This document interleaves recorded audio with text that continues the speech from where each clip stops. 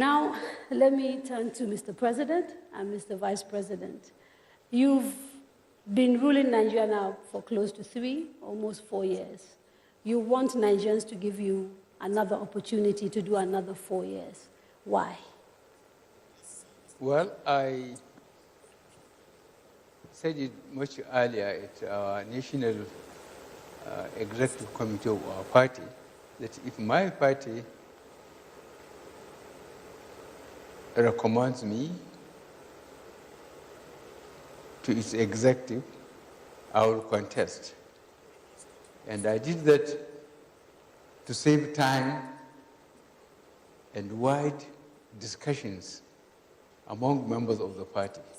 So those who felt very strongly about it, they left the party, and the party nominated me. Why? Is because I felt that the 3 fundamental objectives we campaigned on in 2015 are still relevant. And we want to remind Nigerians to see when we started, 2015, where we are now, what we have been able to do in between this time of 3.5 years with the resources and the time available to us. Thank you very much, Mr. President. Mr. Vice President, do you want to add a little bit more to tell us a little bit more about why you think the Nigerian public should nominate you and Mr. President again to serve for another 4 years?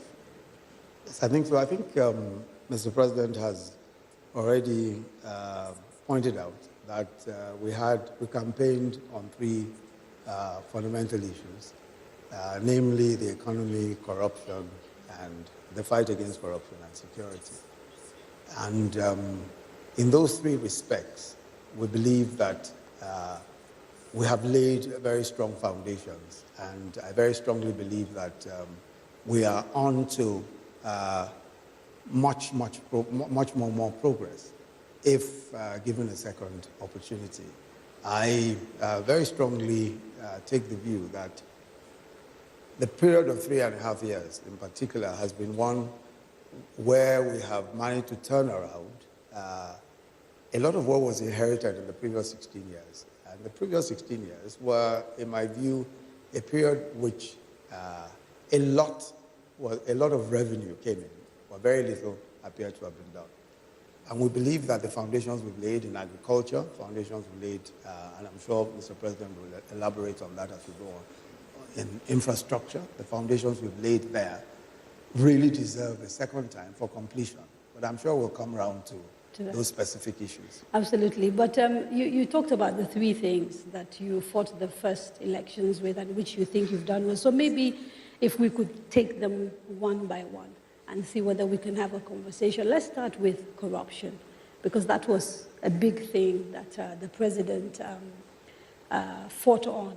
There's a perception that the general corruption fight that we see under this administration is a little bit skewed, and that it focuses on people who are not pro-government or who are not friends of this government or who belong to an opposition party. How do you respond to those allegations? Which allegations? That your corruption fight focuses only on people who are opponents of the APC or who are not friends of the APC. Well, I think that's not a fair criticism or observation, because it's not backed by facts. I don't think there is anybody that has been pointed out as corrupt in the last dispensation, which we look the other direction. I think I can best illustrate my experiences on this. When I came in uniform in 1984, we arrested the president, the vice president, the governors, the ministers, and put them in detention and said they are guilty until they can prove themselves innocent. We put committees of investigation almost based on geopolitical zones. And those that were investigated, except two Nigerians, late Biamun Usman, a junior minister of education, and late Adam Chiroma, a governor of Central Bank, and a minister of finance, were the only people who were found to have managed their resources with integrity. But I myself eventually was arrested and detained, and those people who were found guilty of misappropriating public funds were given back what they were misappropriating through thorough committee investigation. It's not just an allegation. They were given the chance to talk. So I decided to come now, and now I have to be careful. People are just not arrested like that, but when they hold positions, if they made a wrong declaration, it's just one point. They didn't mention how many houses they have in Europe and America or Asia, and they didn't mention the companies they floated and the contract they gave them. It's eventually uncovered. They are faced in court with the documents.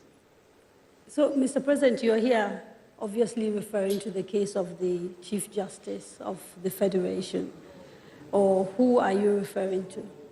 Is that an example? Because you talked about people who are not declaring. This is what is topical now, and I'm wondering whether that is the case you're referring to. Sorry, you have to repeat that question again. Okay. Let me ask it another way.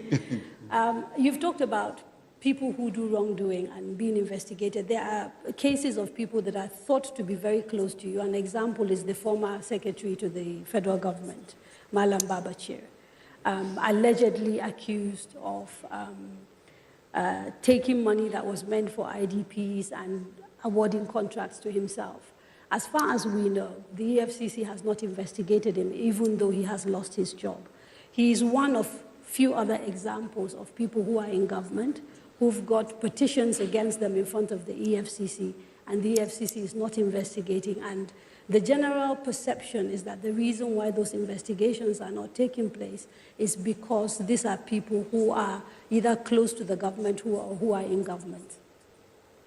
Well, I'm not too clear about your question, but if you can mention the names.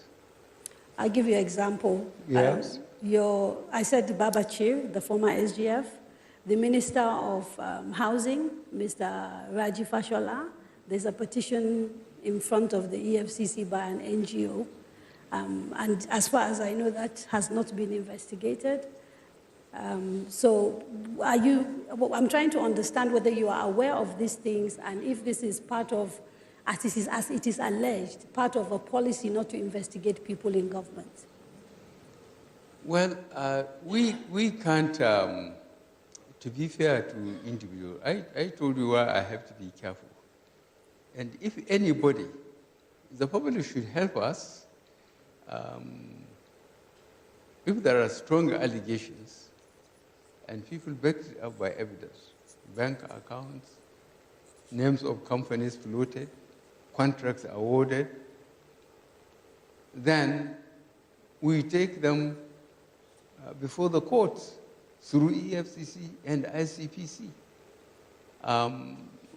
And we have to trust the system and allow them to complete the investigation. If we just take people in, as we did during the military area, and lock them up, this system, the present system, multi-party democratic system, does not approve that. If you accuse any person, you have to produce the evidence in court for him to be prosecuted. So if there is strong allegation, the government may decide to ask people to go, like the former secretary to the government you mentioned. We ask him to go. But if anybody... But the question is, after asking him to go, how come he hasn't been prosecuted, which is what Nigerians are wondering. If there was a strong enough evidence to ask him to go, it means there's an indication that maybe he did something wrong. why hasn't he been presented before a court and charged with corrupt practices? It's still before, I think the matter is already before the EFCC, and I believe that, in fact, a directive has been issued regarding all persons who have cases before the EFCC. I'm sure that you will find that each and every person who has an allegation against them and has been duly investigated will be put on trial without a doubt. Each person. Okay. Let me specifically come to you, because Yes. the National Assembly has also raised what they say are concerns about money that was misspent within the presidential unit on the Northeast. You chair that unit, and they say you basically appropriated money without going through due protocol. How do you respond to that allegation? No, I think the allegation was that some money which was approved for the emergency intervention in the Northeast was without appropriation. Yes. But that's not correct at all. And we pointed out very clearly to them that while I was acting president, the sums of money in question were duly appropriated. As a matter of fact, if they had looked, and we've shown all the evidence to them, and I do not think that we have since got a reply from them, what we were able to show them was very clearly this. The CBN, that's the Central Bank of Nigeria, controls the strategic reserves, agricultural strategic reserves. They are the ones who had raised a memo to me saying specifically what was required for the Northeast intervention and where the funds will be taken from. The funds were taken from what is called a rice levy, which is a duly appropriated fund. And after that, I then approved the sum of money, properly appropriated. Are you at all concerned about some of the allegations raised about that, the spending with that particular fund and the way they are running the affairs of the agency? I'm not at all concerned about it. I believe that, unfortunately, a good part of that was politicized, and, allegations are flying here and there. That was a very comprehensive, very, very comprehensive process. What happened was that after the World Food Program had said that they were no longer able to feed the numbers that they were feeding before, there was a need for us to intervene because hundreds of people were coming out. So it was an emergency situation? Oh, yes, it was an emergency situation. And then what then happened was, we then took a very detailed process. I said it started from the central bank and the strategic reserves. We have 4 companies that hold our strategic reserves, and they are major grain companies: Olam, Walcott, Dangote. I believe there's one more that I can't remember their name. They hold the strategic reserves for the central bank. So everything was done properly. The Nigerian Armed Forces, the Army, the Air Force, the Navy, all of them, the police, all of them were involved in the distribution process, including the Air Force. Each service chief sent a senior representative to be involved in the process of distribution. We then went a further step. We created an office in Maiduguri where we have a tracking device. We could actually see the buses, the trucks, as they went from point to point from our offices in Maiduguri. We then included members of the National Assembly from the Northeast Zone to ensure that they were carried along and they understood what exactly. So why do you think the National Assembly would make such a serious allegation? Well, the National Assembly, as you know, I think that what they were saying was, and the reason why they were saying whatever they said, it will be left to them. But I think that as far as we are concerned, we went through the appropriate process and we did the distribution appropriately. I don't know exactly. If you look at the entire report, the only line of that report where there was any kind of allegation, at least against me, was to say the money was not duly appropriated by the National Assembly. But we proved that that money was duly appropriated by the National Assembly, and there was no further allegation, as far as I could see, concerning my participation as acting president at the time. Now, the National Assembly, in talking about this, quoted Section 80, subsection 4, which basically says that you can't appropriate any money, whether it's from the consolidated account or anything considered public funds, without going to the National Assembly. And in their view, that process didn't take place. The point I'm making is that their view was absolutely wrong because it wasn't based on facts. We provided for them evidence that they obviously did not have at the time when they were making their conclusion. And that evidence was the fact that the Central Bank of Nigeria was the one that originated the memorandum from an appropriated fund. That fund is called the Rice Levy. The Rice Levy is a line item in our budget, so it's already appropriated by the National Assembly. Okay. So I think that they were wrong. Yeah, let's open up the conversation.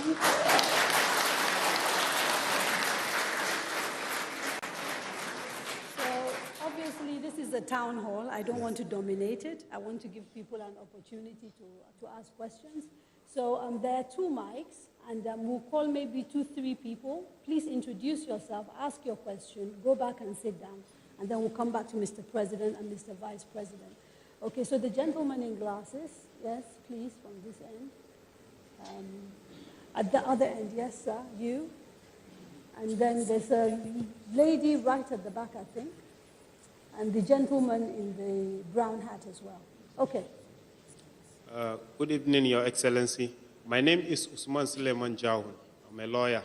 Now, my question is specifically to Mr. President on the issue of Almajiri. Now, I'm sure this issue, Almajiri in the northern. Almajiri, yeah. Okay. Yeah. Your Excellency, this, I believe, a major challenge for us in the northern part of the country. Now, I'm sure so many don't believe it's something we should continue to do. So what's your opinion on that? And I strongly think it's important, Your Excellency, if you can do something about it. Now, this is because we've seen it that you're one of those that can make difficult decisions and that can be accepted in Nigeria. Okay. The fuel subsidy, for example. No, so I do asked believe your question. It's about now I do I've got believe other people who need to talk. Yeah, I You'll do be believe surprised if Mr. President can goes. do something about it, I'm sure it can have Okay. that acceptance. Thank you, sir. Thank you very much. The next person, please. Yes, sir. Please come. Yes. Good evening, Mr. President, sir. Please, my question is this. How soon will be Please, national... can you introduce yourself? My name Tell is us your Usman Abubakar, a teacher. How soon will be National Livestock Development Plan will be implemented so as to address the challenges facing this sector? Thank you, Mr. President. Livestock. Huh? Livestock plan. National Livestock. I will talk about it. I'll talk about it. I'm the chairman of the What is it? Okay. National Livestock Thank Plan. you, sir. Oh, livestock plan. Yes. Okay. My name is Richard Ezekiel. I stand here on behalf of 25 million persons with disabilities in Nigeria. I just want to ask how far about the disability bill? Okay. How far about? With the disability bill. The disability bill. Yes. Disability. Yes. We'll take one more question. About the and disability then bill. We'll come back The to bill Mr. for President and Mr. disabled Vice persons President. in the National Assembly. It hasn't gone very far. Good evening, Mr. President. My name is Omotaya Motusho, a television broadcaster. I remember when I interviewed you about 2.5 years ago, you did mention a very, very germane point, that if we don't fight corruption, corruption will kill us. I stand here today, Mr. President, with a heavy heart to let you know that the corruption that you are fighting, some Nigerians are not supporting, and we must support you. What caused the heavy heart? If we had been fighting corruption collectively with you, we would have been able to save some good funds to divert onto other sectors of our economy. Okay. On December 22nd, I lost a close sister of mine with 2 younger sisters in car accident due to bad roads. As a journalist, I know this administration is doing their best, but we do not have enough funds to be able to tidy the bad roads that we have. Okay, thank you She very died much. with 2 other sisters, Thank 3 you. daughters of 1 mother on Ijebu-Ode Ore, Benin Road. Chief Mrs. Henrietta Vani and Francisca and the other lady. 3 of them, they are my close relatives. We lost them in that accident. If we fight corruption collectively, I am advising every Nigerian to join this administration to fight corruption. Thank you very much, ma'am. Thank you. Thank you. Okay, I have to take a quick break, and when we come back, we'll come back to you and Mr. President so that we can answer the questions. Yeah, let's take a quick break. Please don't go away.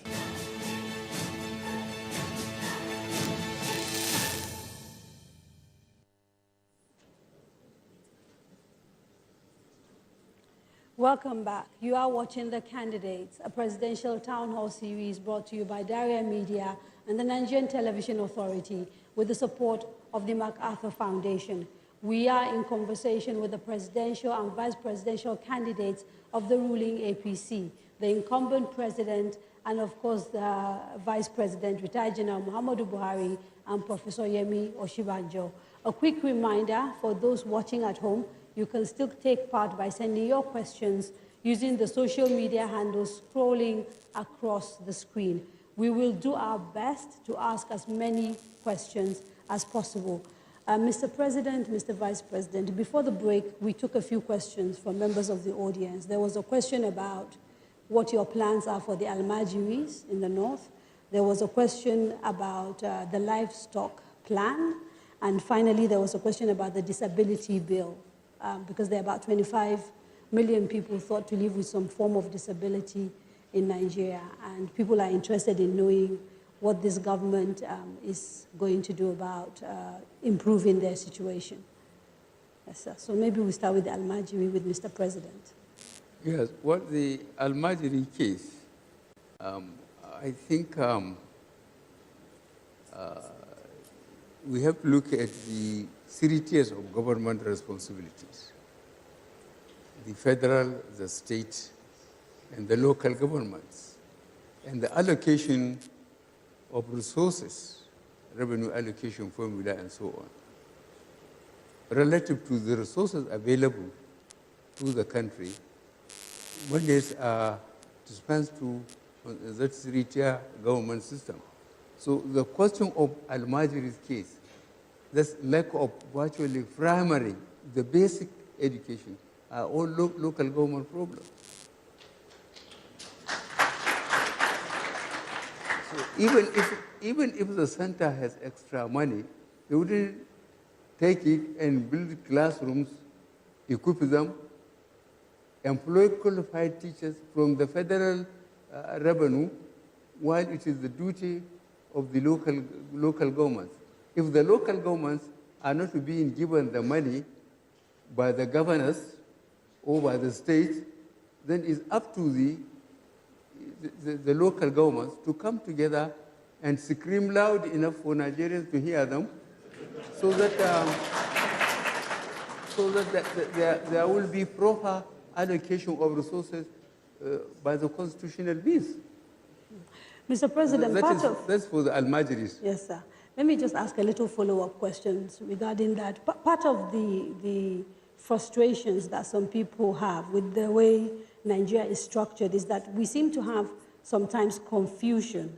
So technically, we'd sort of say something like primary education resides with local government, but then you have agencies like the Universal Basic Education Agency, which is a federal agency and which has some role to play in primary education. And part of this confusion is why people will say, for example, we need to restructure and move some things from exclusive list, from concurrent list to the residual list. What are your thoughts regarding restructuring, particularly in relation to education? Well, my thought is that firstly, there must be a lot of education. And this I recommend should be led by the press to expose what the relationship, how effective the governments are dispensing to local governments monies, from the center. If that is not done, then it is very difficult for the federal government under this dispensation to enforce education at all levels by the respective states, either the state, the local governments, or the center itself. I will give, I think, some examples of this. In some of the investigations, it was uncovered that local government chairmen were made to sign for the money that are supposed to be their allocation, but they will only be given about 25% of the money. The rest will be taken by the governor. There are investigations in some of the states that are showing that. So I am expecting the press, on behalf of the people, to make an in-depth investigation and expose corrupt governors, and local government chairmen. Thank you, sir. Would you be willing to re-examine the UBEC funds? Because those reside with the federal government, and yet they are actually meant for primary education. So they are normally disbursed, I believe, by the federal government. Well, I think what has happened so far, anyway, with the UBEC, I think there are agencies of government, federal agencies, that in some senses support they support local government and states. But the bulk, clearly, primary education, as Mr. President has said, lies squarely in the hands of local governments and all of that. But I think with UBEC, what happened with UBEC is that UBEC has an arrangement where they say if the state, if there's 20 million for a state, they'll say, well, the state should bring its own counterpart funding of a certain amount of money. It could be 20% or 25%. Now, that percentage is what the states ought to bring to the table before they have access to the UBEC fund. Most states never accessed the UBEC funds. They simply said they didn't have the counterpart funding. But what has happened? Don't you find that problematic, though? Excuse me. What has happened now? What has happened now is that from the Paris Club reforms that was given to the states, the federal government now paid off all of their counterpart funding. So all states can now access UBEC funds without any hindrance whatsoever. Okay. Now, the other questions are to do with disability and with the livestock plan. Yes. The livestock plan, I think... The disability? Yeah, okay, we'll start with disability. Yes, Mr. President. Well, I honestly cannot remember the plan being taken to the National Assembly and how much they have commented on it and sent it back to the center. It's the same thing with the disability bill. There are so much with the National Assembly. And unfortunately, as I mentioned, I expect, honestly, the elite, the press through the elite, to keep an eye on the activities, on the bills between the executive and the National Assembly. If the executive send a bill, they can hardly put it in the budget unless it is returned from the National Assembly with their comments or with their recommendations. So we will find out what's happening with that bill with the National Assembly, and then maybe But we'll a come lot back to of time has been wasted. Right. Okay, Mr. President. Now, I'd like to do a little follow-up question regarding this livestock, because we got a question from a listener, and I'll try and dig up their name, where they were asking, how do you intend to bring a permanent stop to the difficulties and the conflict going on between farmers and herdsmen? The question. How do No. Yeah, so the conflict... Raise your voice. The conflict between farmers and and herders. Well, what happened started from Benue State was unfortunate, and we foresaw that when I say we, I mean the federal government.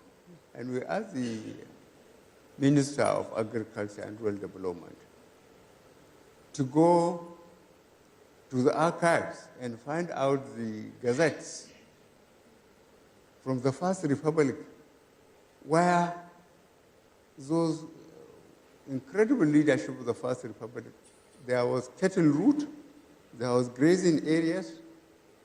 With limited resources, they put windmills, earth dams, and even veterinary clinics. But subsequent very important personalities encroached on the cattle routes, on the grazing areas. And if a herder has 200 cattle, they have just eaten, whichever their way to the water point, they will just go through there. And I think the Minister of Agriculture and Water Resources have produced the maps, the encroachment. But these are old maps, and this is today's problem. So we might have had a solution to this many years ago in the 60s with the routes and everything, but clearly that solution is no longer tenable now. And so the issue is, these are urgent problems that we're facing now. People are dying, people are getting killed, conflict is breaking out. What are we going to do about it, like now? What we are doing we have already started, and we have to ask, especially the governors. The movement is from north to south, and it's quite predictable. After the harvest, you know, the cattle have to move southward for water and pasture. And then our borders, for example, between Lake Chad and Benin Republic, about 1,400 kilometers with Niger alone. And look at the Cameroon's one. And to effectively survey that border, when structures were tampered with in terms of cattle routes and grazing areas, it is very difficult. We have sent this in back through the Ministry of Agriculture and Rural Development to the governors so that we can create these corridors. But for a government like Benue government, when they said they have banned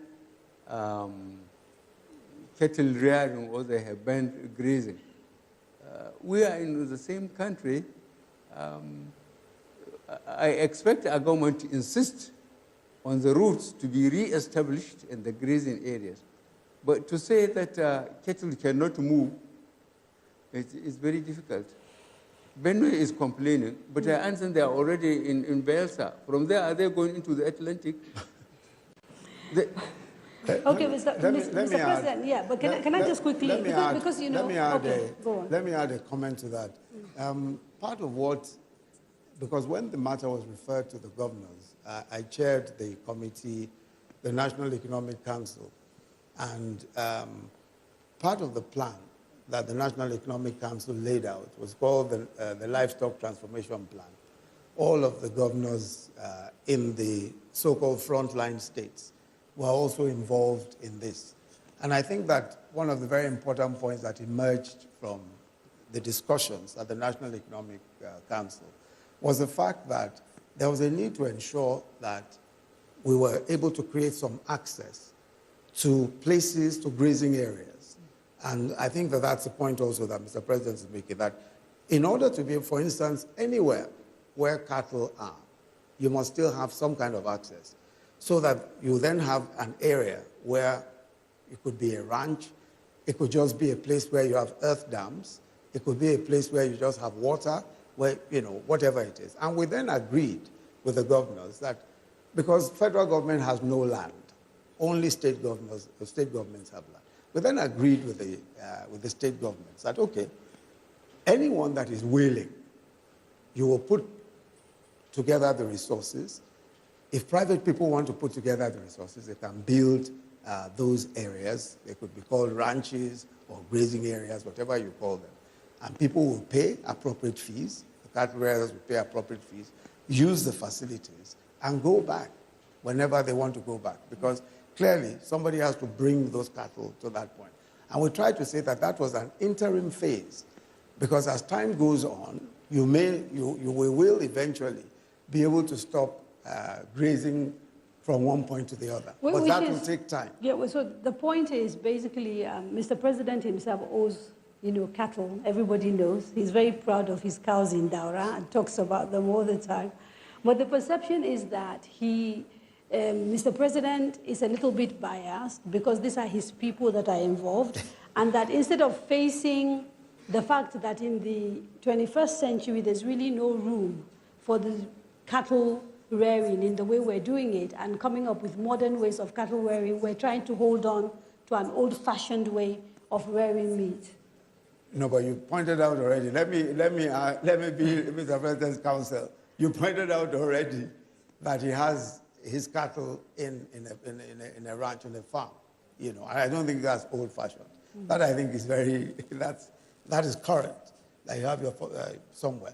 But I think that the matter really is one, as I said, that is within the province of the National Economic Council.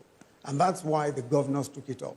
Because the federal government cannot determine what will happen in any state, because the states themselves pass laws on their land and the use of their land. We don't have land except federal land. So there's really no way that we can do much with that.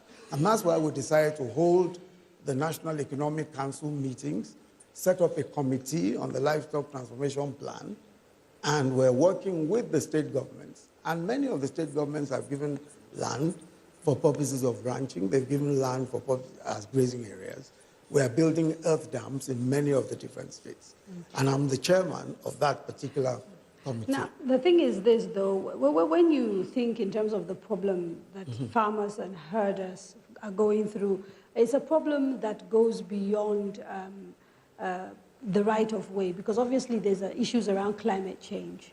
And I am still a little bit confused about what the government policy is that underpins, the way we deal with issues around climate, which are sort of the long-term things that you must look at if we are to come up with a solution that is going to last.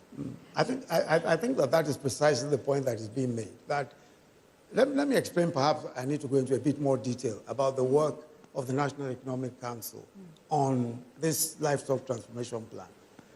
As I said, the reason why we had to constitute the governors where we had to constitute ourselves into a committee was precisely because we recognized that the reason why we have all these clashes between herdsmen and farmers is because of desertification. It's because of all of the conflicts over pasture and water. A lot of that is climate change related. Now, every state controls territory. Every state controls land. And under the Land Use Act, it is the state governor that has absolute control over the land of his state. It is the state governor that gives you permission, even the federal government, whatever you want to do on their land, they must give you development control permit, even if it's on federal land, if you have any land that's federal.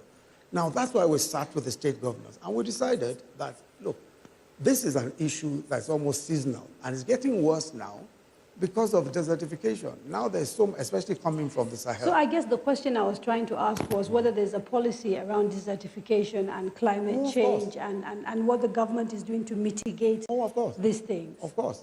Of course, clearly there is. And one of the major policies is what is called the Green Wall Project. We have the Green Wall Project, basically to control desertification coming from the Sahel. The Ministry of Environment has been working on that for years. Now, the other issue, of course, is that we're also cooperating with our neighbors on desertification issues. That's our neighbors in the northern part in North Africa. We're also cooperating with northern part of West Africa, Niger, Chad, etc. And then there's also the project to recharge the Lake Chad, because that's one of the very important projects. And Mr. President is the one who particularly pushed the Lake Chad project, to recharge it, because, as you know, the Lake Chad has almost completely shrunk from about 35,000 square meters to about 1,300 or so square meters. So we need to recharge the lake charge from the Congo Basin, and that's one of the projects. Okay, before we go for a break, I want you to just quickly clarify for me, what is the federal government policy there for when it comes to mitigating this conflict? Is it to have ranches, or is it to continue having these grazing corridors? Is it a mixture of the two? For now, what we have is a mixture. What we have is a mixture now, but ultimately, what the governors are saying, in that in their respective states, they will provide for those who want to do the business of ranching sufficient space to do so. In the interim, they are building earth dams so that cattle coming from the north, especially going towards the river banks. And you find that a lot of these conflicts are in those areas, are able to, even before they get anywhere near there, are able to access earth dams, water from the earth dams, access veterinary care, and all of that. So the long-term plan, of course, is to eventually create ranches, but ranches have to be privately owned. Government cannot create ranches. But at the moment, you can't just suddenly one day say, no more grazing, that's the end of it. Immediately, that doesn't happen anywhere. And in all of the places where the problem has been solved, because the Governor's Council, that committee, we studied it very carefully. We looked at everywhere where the problem has been solved. It was a gradual process. It's that same gradual process that we're going through. Okay, we will take a quick break. Don't go away.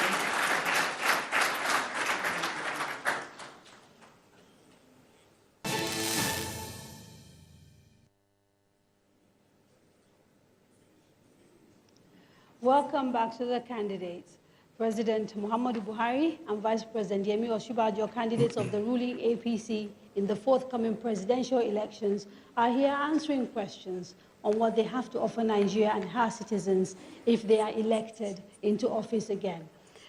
Before the break, I got handed a few questions from people, at home. So I'm just going to ask one of those questions, and then maybe Mr. President can answer that alongside a question that was asked previously on corruption. So Ms. Abisoye Balogun says, what does the president want to do with the funds recovered by the EFCC? So we've had situations where the EFCC has recovered funds which are thought to be from corrupt activities. And so the question from someone at home is that, what are you planning to do with those funds? Well, I think the government made a statement on that. Firstly, by asking that there should be TSA, Treasury Single Account, so that all monies, either as revenue or from recovered from corrupt people, will go through one single account, so that it can be accounted for and how it is taken away. I think I have already made a statement on that issue, and what we are doing is that the extreme deficit in infrastructure, that money will be put, for the infrastructure, the roads, the rail, power, but it will go along with budgeting, which means initially the National Assembly, when they approve the budget, whatever deficit is likely to happen will be funded from that money. Mr. Vice President, as a lawyer, I'd like to actually ask you, because some people have actually suggested that where a forfeiture has happened without a conviction, it might be problematic spending that money. What is the legal position? Well, the legal position is that once there's a final forfeiture, the asset already belongs to the state. So frankly, I can't understand what sort of problem would arise so long as there has been a final forfeiture. Because we are having cases where people are not fully charged and no conviction has taken place, but they're being made to return money. Yes. So it's in those cases I'm talking about. Yes. When a person returns, for example, we found cases where assets were returned, where houses were returned, or in some cases where there are houses and all of that. And what we do is that we advertise. We say, if this belongs to you and you have a legal claim to it, even if it was seized from you, if you have a legal claim, show the legal claim. Show that it was purchased by, legal means and all that. If not, it will be forfeited to the state. There's a complete procedure of forfeiture, which is under the existing laws, the ICPC laws, the EFCC laws. There's a complete process. And those processes are what we follow very strictly. And once there's a final forfeiture order by a court, that's the end of it. There are situations where people return assets, where they return funds, Those funds that are returned are voluntarily returned. Because if for example, $1 billion is found in your account and you earn only 500,000 naira a month, then clearly there's some explanation you need to make. Most people would rather voluntarily return the fund rather than go into any arguments with the EFCC. And in such cases, we simply forfeit. So what is the basis for deciding who you're going to prosecute and who you're going to just allow to just return funds? Because we've had a mixed bag. We've had people who've had assets taken away from them and they're walking the streets. Nothing has happened to them. We have people whose assets have been seized and they're being tried. What is the rationale that determines who gets persecuted and who walks away? Let me say straight away that there is no distinction. The mere fact that someone has returned assets doesn't mean that they are free and can walk away. And there are so many people walking the streets who are on trial, by the way, because you are on bail almost within, days of your being brought before the court. So that's not the problem. What happens, though, is this. What a prosecutor does is to say, for example, that if you return money, I might decide as a prosecutor to make you a prosecution witness rather than be an accused person. If, for example, there's a fraud involving 5, 6 people, if you charge all of them, you're not going to find evidence because unless you get each of them to make a confessional statement, and the confessional statement only inculpates the person who has made that statement. So you must find 1 or 2 of them who will be able to give evidence.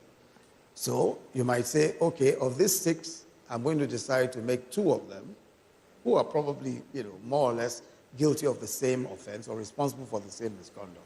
But 1 or 2 of them will be prosecution witnesses. So that's really the way it goes. Okay. Let me bring Mr. President in because I want to switch gear a little bit and start talking about security, right?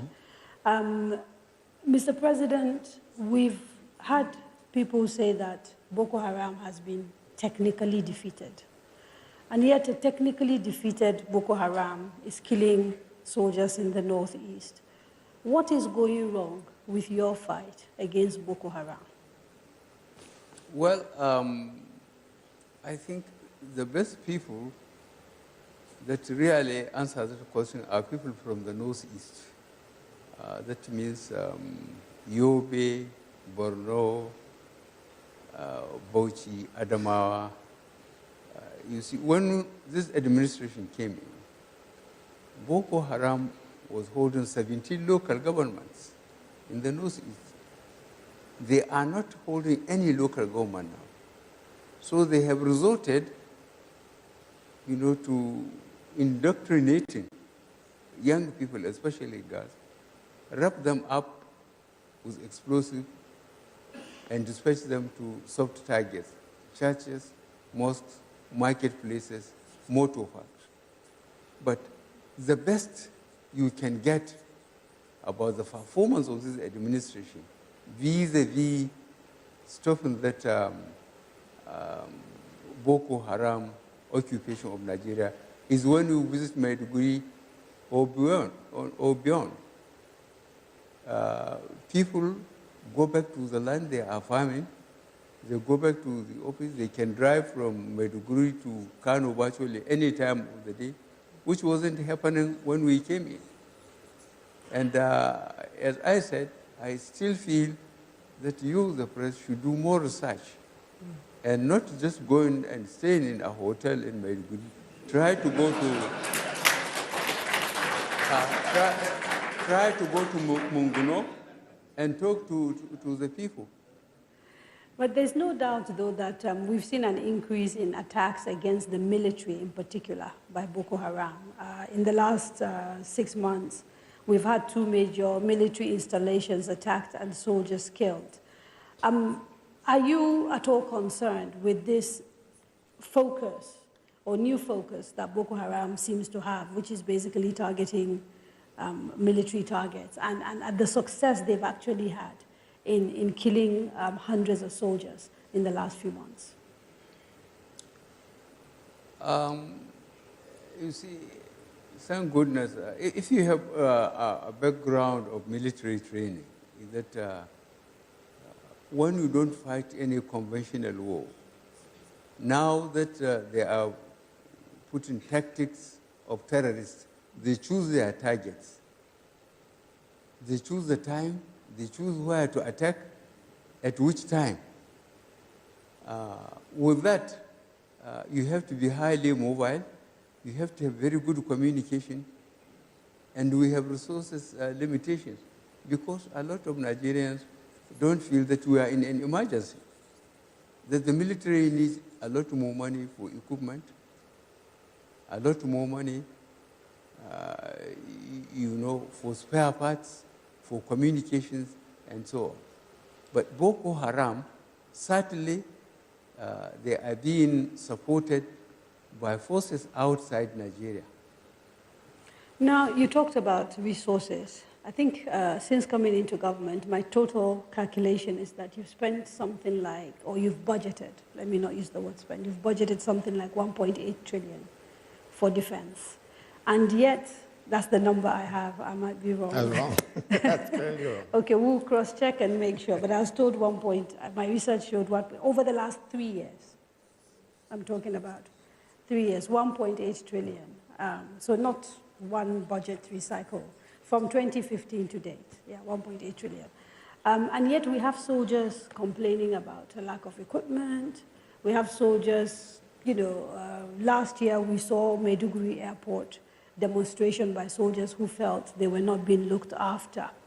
And so the question is really, as Commander-in-Chief of the Armed Forces, how much are you holding the leadership of the Army accountable, given the complaints we're getting from the rank and file about welfare? I received weekly situation report from the military in the front.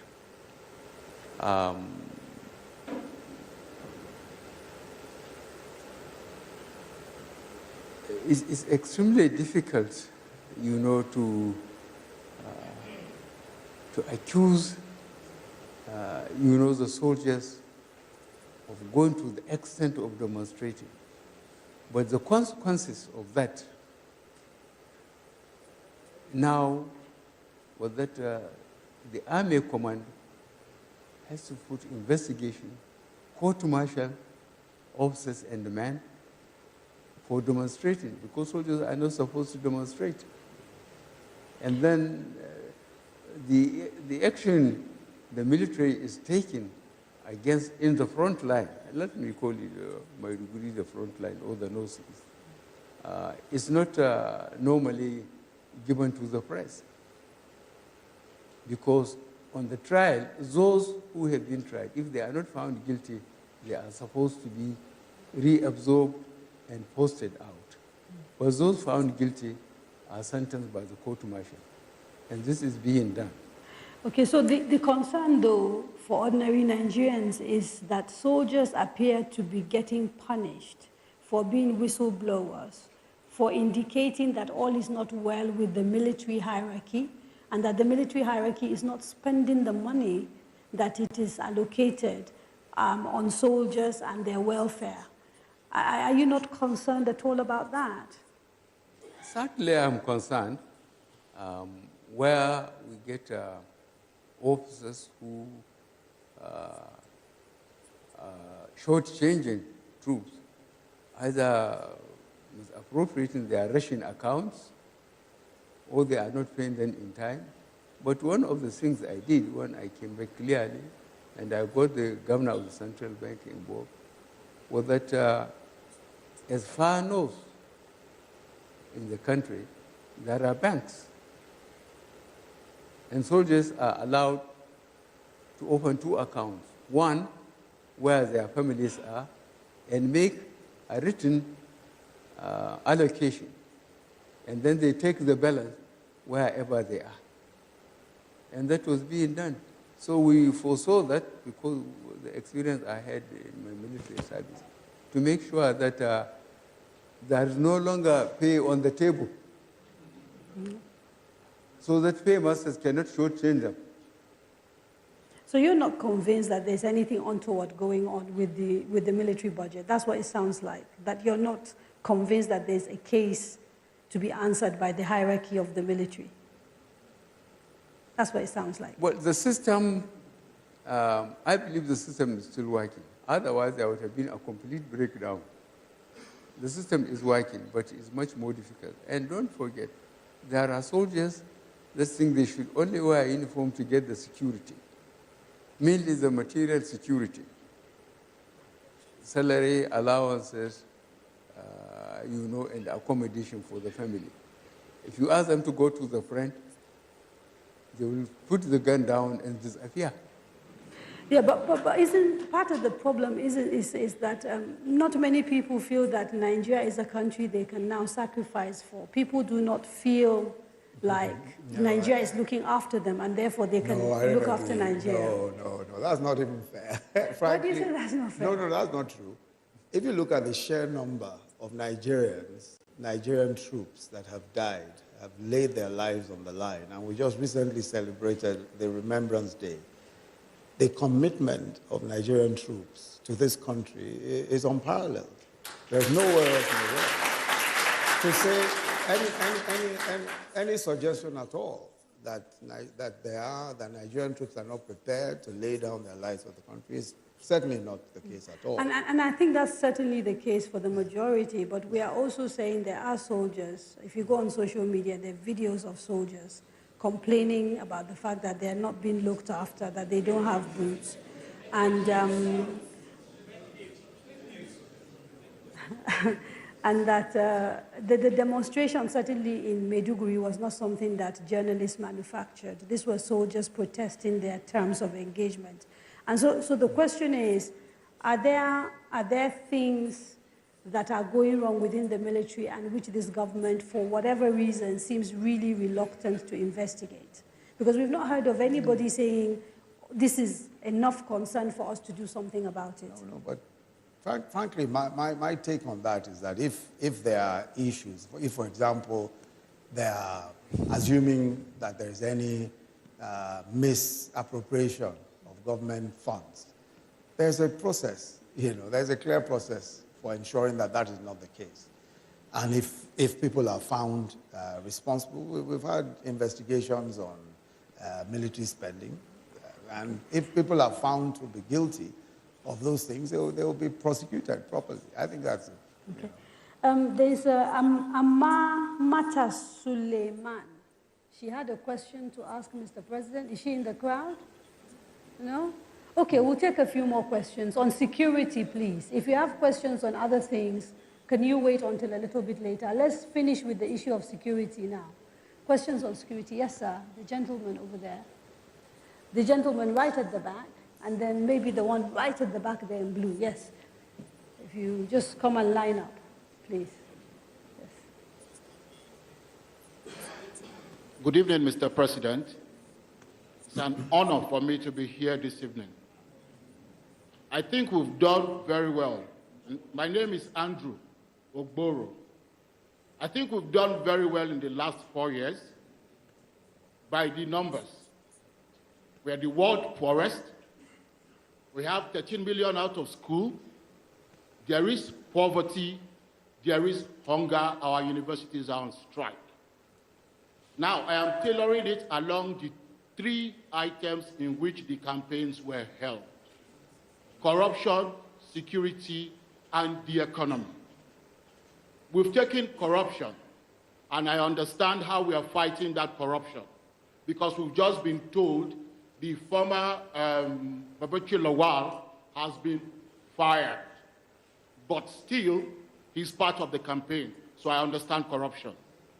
On security, I have also heard now that until we get more money we will be where we are. So now I also understand security. So please, I also want to understand the economy so I can go home and tell myself whether to come out and vote or not. Thank you. Thank you, sir. Yeah, thank you so much. My name is David Obinna Anyele. I work with Center for Citizens with Disabilities. I'm also the president of Nigerian Sitting Volleyball Federation. Sir, I'm talking about security. Our soldiers went to the war front, in particular in Northeast, and many of them are injured. Specifically, many of them suffered disability.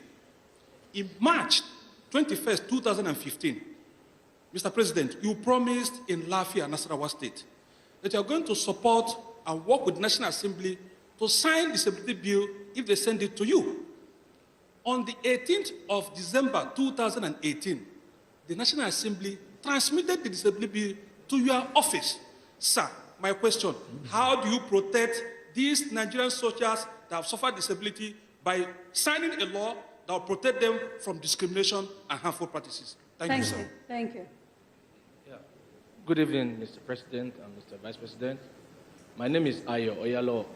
Firstly, before I ask my question, I need to correct one impression now. The video you're talking about is a fake news. That's an old video of 2015 that has been, 2014, that has been disproved. So that needs to be corrected.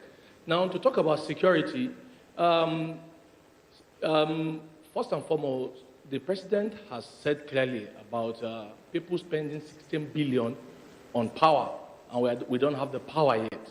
So my question is, Mr. President, if you are re-elected, do you have any plan to deal with such people? Because the truth is, if people continue to steal and they get away with it and nothing is done, then people will continue to steal. So what is your plan to deal with people who have stolen Nigeria patrimony and are still walking free if you come back? Thank you. I'd like to intervene. Yes. I'd like to intervene on the question that Mr. Oboru asked. Okay. Because it really has to do with the economy, the question of poverty and all of that, and where we are today, just so that Mr. Oboru can vote. Mr. Oboru, let me take the question on Nigeria being the poorest. Now, if you look at the MBS figures, that's the Nigerian Bureau of Statistics figures, as of 2012, Nigeria had 112 million people in extreme poverty, 2012. If you look at the figures today, going by those same figures, they say about 86 million, but higher than India. Now let me explain, and let me put this in perspective. From 2010 to 2014, Nigeria earned the highest ever from oil revenues. In 4 years, Nigeria earned 383 billion.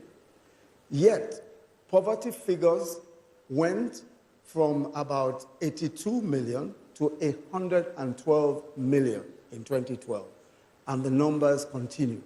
That's the reason why we had a poverty problem. Unfortunately, with the resources we had, poverty was not addressed.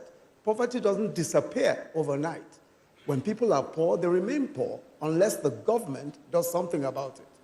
Nothing was done, despite the highest revenues in our history. In 3 years of our own government, 3 years, 94 billion is what we made from oil revenues. Compare that to 383 billion. Oil at some point was 110 to 114, and we had poverty figures of 112. Now, what did we do from the point of view of the economy to alleviate poverty? We started the largest program for social investment in the history of this country. That's why we have the conditional cash transfers. We're giving the poorest people in our country today 5,000 naira every month. We are only able to give we're hoping we'll be able to give about 1 million to start with. But in order to prevent stark poverty and malnutrition, we're doing our homegrown school feeding. We're feeding 9.2 million children every single day in public primary schools.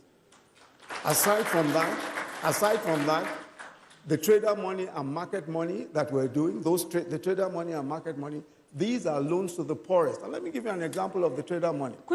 Trader money, we're doing... Yes. About the fact, can you hear me now? Yes. You talked about the 2012 figures of poverty, how it's 100. So what has happened in the world is that it used to be that extreme poverty was measured at people who live on less than $1 a day. It's now less than $2 a day. And maybe that might explain the differences in the numbers that you've quoted. No. I'm not even quoting those numbers to show that what I'm merely saying is not that poverty has reduced considerably. No. It seems to have increased. I'm saying, no. I'm saying that what has happened now is that we're dealing with the issue of poverty. We're now dealing with it. When we earned money, when we earned a lot of money, there was no program. The program that was in place, the Sure P program, who can point to a sensible beneficiary? Who can point to a credible Sure P program that alleviated poverty? Who can? Let me finish the point that I'm making. Now, with the trader money, for example, I'll give you just one example. We're giving 2 million market women. We're giving 2 million of them loans starting with 10,000 naira. These are petty traders. Some of them, their inventory is not more than 2,000 naira. We give them 10,000 naira. When they pay back, automatically, electronically, they get 15,000. When they pay back, they get 20,000. And it goes all the way up to 100. And we're going to give 2 million people. All of that is 20 billion naira. Just 20 billion naira. Now, let me tell you what. There was a government in this country where $292 million was withdrawn weeks to the elections. Weeks to the elections. Another 40 billion was withdrawn weeks to the election. We have all the evidence. We've shown the evidence. Poverty at that time was still at 112. Today, we're spending a mere 20 billion for 2 million people. If you calculate just $100 million, that today's money is 36 billion naira. If they had spent that 36 billion naira, more people would have moved out of poverty before we took office in 2015. Okay, let us not talk.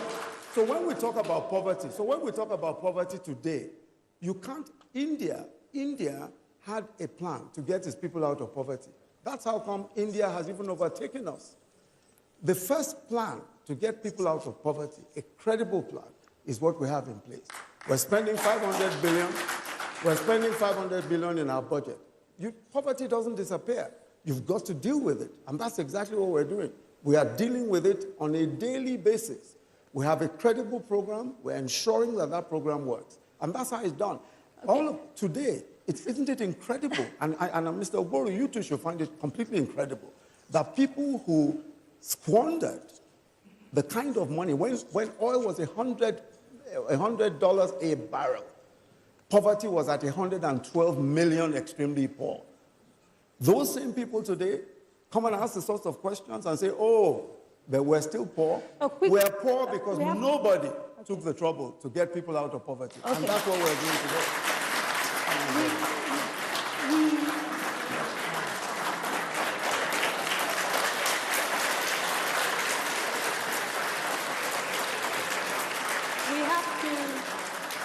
We have to take a quick break, but before we do, a quick question. Again and again, when we talk to people in government, you keep talking about 16 years of PDP.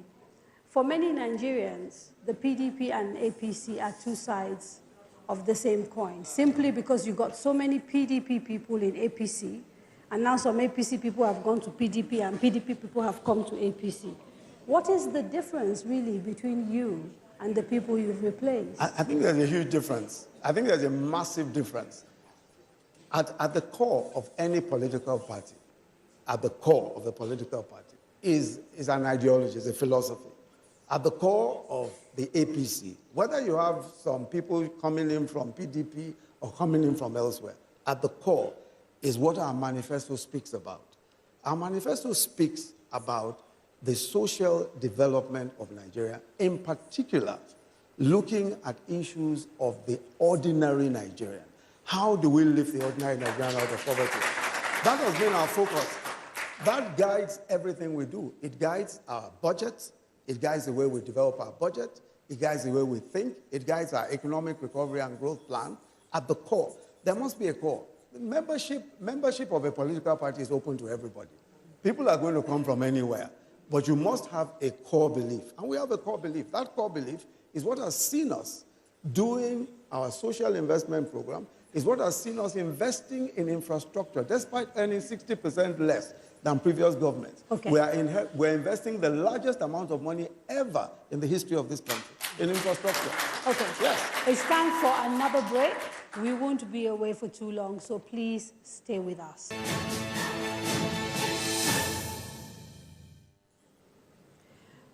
Welcome back. You are watching The Candidates, brought to you by Darien Media and the Nigeria Television Authority with the support of the MacArthur Foundation. We've got a number of questions, Mr. President, so I'll read a few and then come back to you. There was a question that we didn't get to addressing, which was on whether you have any special plans different to the plans you have now to deal with people who are corrupt and are walking around freely if you are re-elected into office. There was the issue of the connection between corruption and infrastructure. I don't know if you want to talk to that. And I'm going to ask two more questions, and then we'll take them together. The gentleman or lady who wrote this didn't say their name, but they said that there are some categories of military retirees who fought on the Nigerian side during the Biafran War and are yet to get any form of pension because they didn't complete the number of years to be entitled to pension, whereas their counterparts who fought on the Biafran side against Nigeria are receiving pensions because they were pardoned. Is there any plan to address this? And then the final question, because we're talking about corruption again, why has your government remained silent about the corruption allegations against the governor of Kano State, Abdullahi Ganduje? And why have we even seen you standing next to him at a rally? So, 3 questions. These are all directed at Mr. President. It's to me. So corruption, yes, let me recap again just to remind you. The first is corruption and infrastructure. Yes, well, fighting corruption, I think I have already made a comment on that much earlier on. But the important thing is that you cannot catch Nigerian on paper because we have got all the regulations laid down in the ministries, in the parastatals themselves, government offices. So it's a question of effective supervision using the accountant general, the auditor general, to make sure that budgets are studied and then accounts, are checked, and making sure that those who mismanage public funds are punished. I think this government, as I said about a week ago, I will have to ask EFCC and ICPC to make a comprehensive, submission to the public about what has been recovered and from whom. People are voluntarily bringing money, and we are seeking the cooperation of the United States and Europe to please help us recover assets from those countries. These are quite detailed and are documented, and I think we have to, it's high time we go to public with it to show that how much is recovered. And with TSA, that amount of money, nobody can remove them unless we do it through the budget and through the office of the president. So in other words, Mr. President, the question here was trying to find out whether you would do anything new. You're saying you're going to carry on with the same strategy if you are re-elected in terms of the fight against corruption. Because I think the questioner was trying to find out if you had other plans in addition to what you're doing now, if you come back as president. Okay, so the question I was trying to find out, if in addition to what you are doing today to fight corruption, there are plans to do more if you are elected into office again, or whether it's going to be more of the same strategy. I think that is quite obvious. Okay. As I said, we are following a tedious way of doing it. We have to go through the documents. We are lucky the banks are cooperating, and we go and find out people who are living beyond their means, or where contracts were given for projects and they were not executed, or are not executed according to signed agreements on specifications and so on. And that takes time, because what we found out is a nasty process. You get a determined Nigerian patriotic, passed through university, this is NYSC. If he served 5 years under a crook, he eventually becomes a crook. And we cut the top, we removed permanent secretary, we removed some directors, but these people that are coming up, some of them were involved in mismanagement of resources. Okay. I find this problem extremely difficult, and we have got the legal problem. Unless you have got your documents through the banks, through companies, and you take them to the court, you are not going to get any decision. So you're sounding as if you're a little bit frustrated at the slow pace of what you see as your fight against corruption. You said? Are you getting a little bit frustrated by the slow pace of the fight? I can't afford to get frustrated. I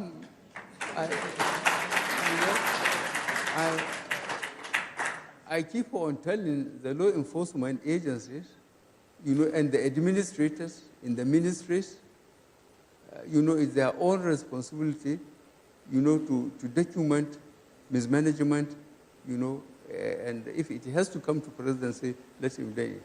I can't ask, to be elected, on security, economy, and fighting corruption. And then I get frustrated because some people are not cooperating. I cannot afford. So there was the second question about Governor Abdullahi Ganduje of Kano, and why we have not heard you make any comment on this matter. And people are surprised they saw you on a podium with him, raising his hand and campaigning with him. No, that's not true. No, I will defend myself on that. I haven't gone to Kano yet. Right. I have just gone to Kogi today, in my venue. That clip, somebody brought it me, how the governor of Kano State was receiving dollars and smiling and putting it in his pocket. I don't know the extent of technology used, and I can't understand it. Now, because the State Assembly has taken it, they have gone to court, I decided, not to talk about it. And the State Assembly, constitutionally, they could have dealt with that. But then again, the matter was taken to court. Okay, but what are your thoughts about that video? Do you have any personal thoughts? Do you believe that video is fake, or do you believe it is legitimate? You can't say. No. He can talk for himself. He doesn't know. As I told you, I have seen the clip. I don't know how much technology was used, but can Ganduje fail to trust somebody to get the money to him? He has to take it directly himself, smiling. I honestly am completely overwhelmed, and the system has given me some relief. It is in the court, it's in the State Assembly, so let them as much as possible deal with it. But Kano, this thing has received a lot of publicity, and I hope by the time I go on my campaign for re-election, there will be some answers from the courts or the State Assembly in Kano State about the performance of The final question, Mr. President, that I read earlier is to do with the military retirees. Can we please have some silence? Sorry, apologies. Yeah. So the question on military retirees who fought on the side of Nigeria but who didn't serve the requisite number of years and so are not receiving pensions, even though their counterparts, the same story, but they served on the side of Biafra, got pardoned, and therefore are able to access pension. Do you have any plans for those Nigerian soldiers and how to help them access their pension? Well, we are extremely concerned about the morale of not only soldiers, but retired people. I think if you are following up about 3 weeks ago, 2 to 3 weeks ago, what we did with the Nigerian Airways workers. We paid them, and I know the military, they are conducting checks through military hospitals and record offices about people who are retired. And I think payments are being made, even to the families of the deceased. There had been so much fraud, from records, to physical, even wounded soldiers, those who were incapacitated. And this government is going back to the records, checking with the hospitals, checking with units, and the record offices about soldiers. And I believe, of recent, what we have done with the airways workers and so on, we are doing it in the military. It was a continuous exercise.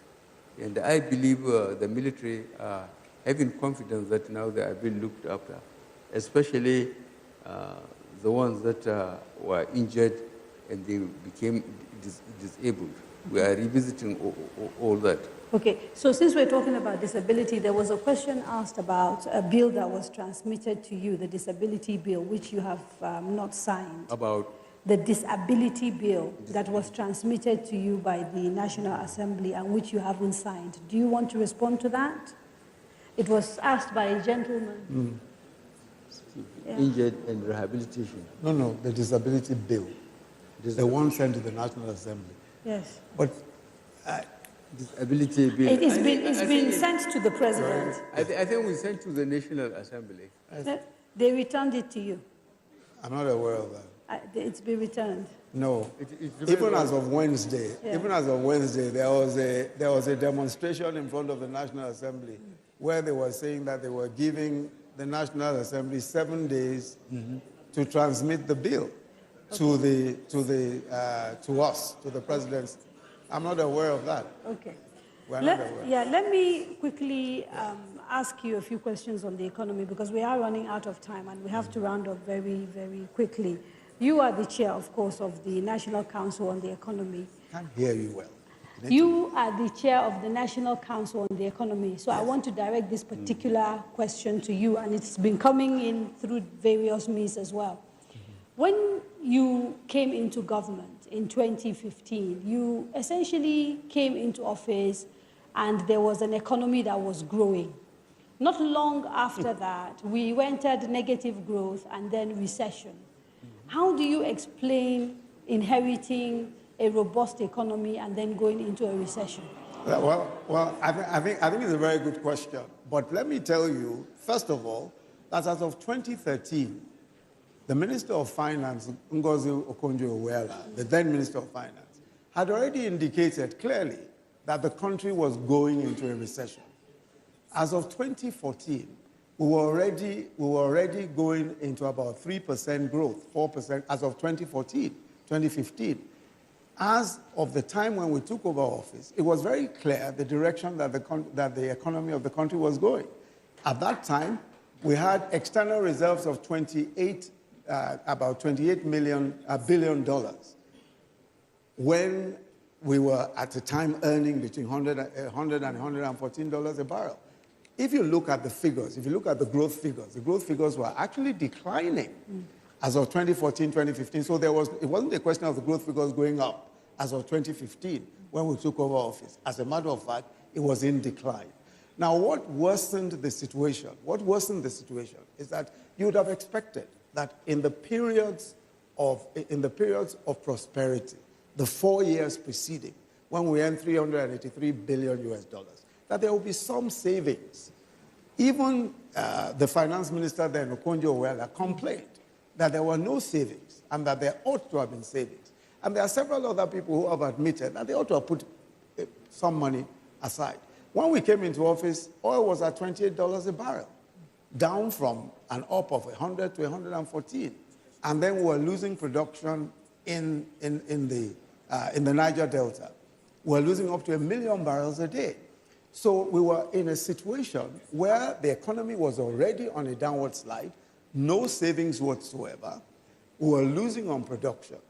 So clearly, I mean, for a country that was solely earning money from oil, and when your oil is down to $28 a barrel, you are not producing up to 1 million, clearly you are going to enter into recession. Those are valid points to make, but the argument has been that we kind of knew it was coming, and our way of handling it, particularly the confusing policies of the CBN at the time, eroded the CBN, eroded confidence, and so led to capital flight and a whole bunch of other issues, thereby making a bad situation much worse. You take no responsibility at all. I don't agree with you. You see, the point of the matter is that it's easy to advance a point of view and say that that point of view is responsible for what we saw. And the point I was making to you is that there was a steady decline.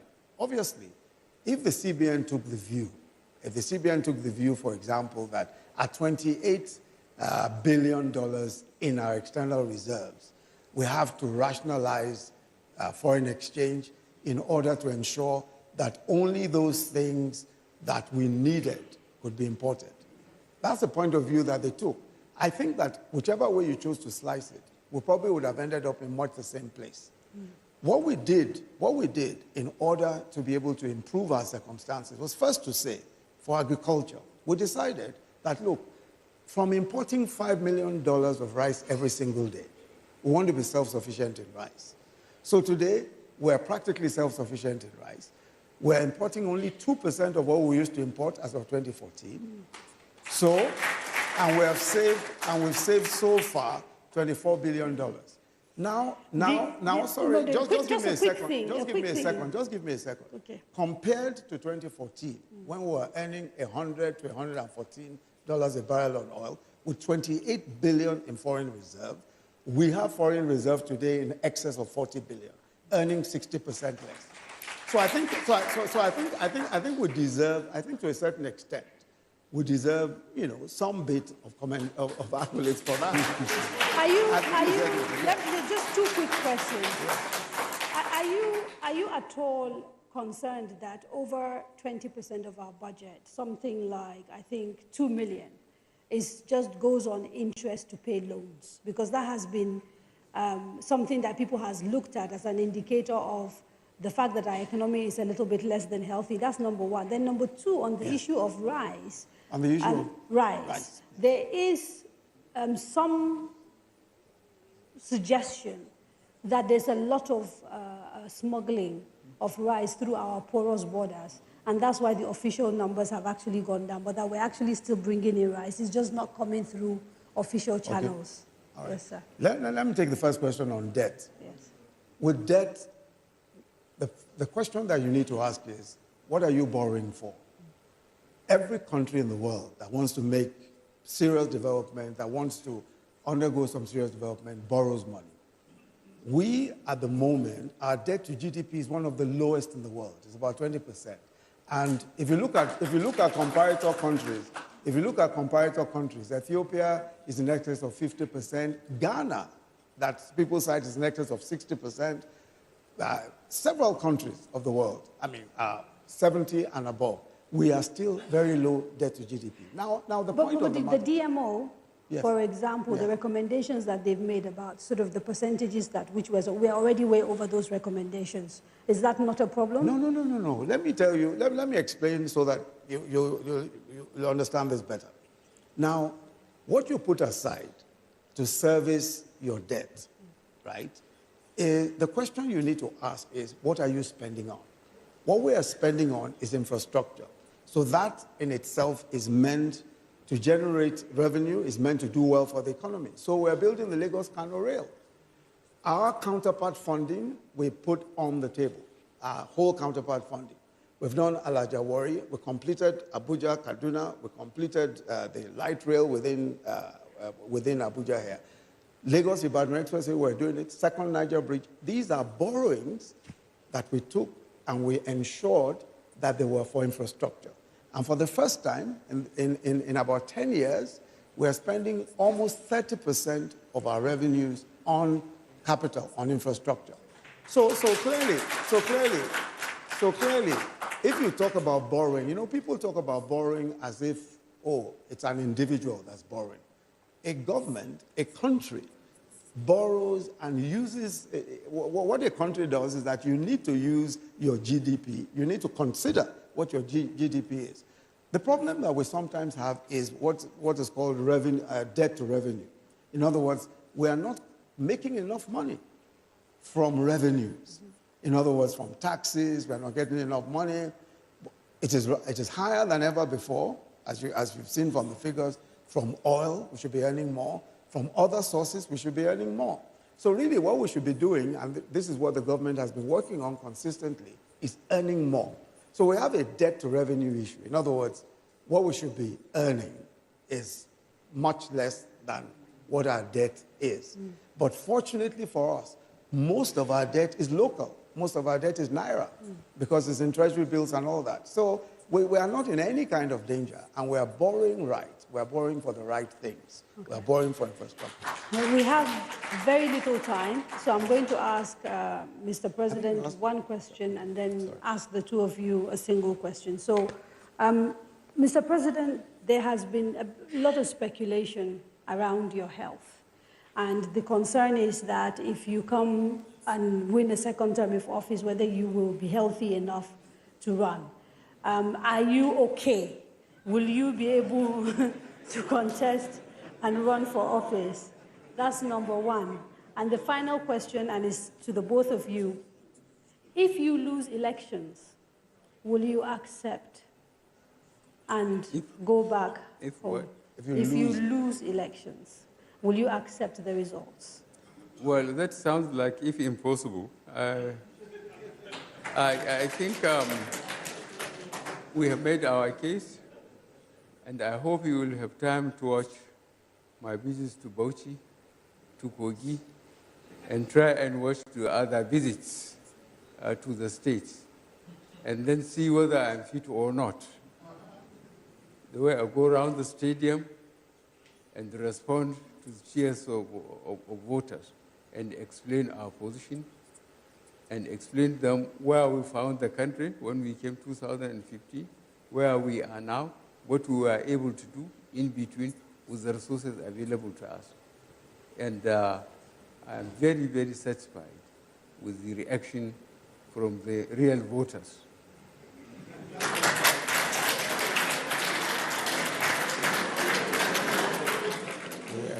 But still, if something happens and you lose elections, will you accept the results? That wouldn't be the first time I lose the election. Don't forget. Don't forget. I tried 2003, and I was in court for 30 months.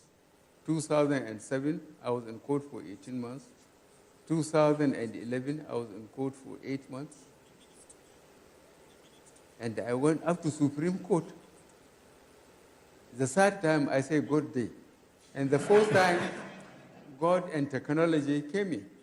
The PVC and card readers, you know, the opposition took it for granted. Before, what they used to do, sit down, look at constituencies or states, allot marks or allot seats in constituencies, and they say anybody who disagrees should go to court. Now, most of my voters are looking for the next meal. Why do they get money to go to court? So they say God day, and eventually God day. Thank you. Thank you very much, Mr. President. Thank you very much, Mr. Vice President. Sadly, we have run out of time, and we have to leave it here. I'd like to thank Mr. President again and Mr. Vice President for making themselves available for this program.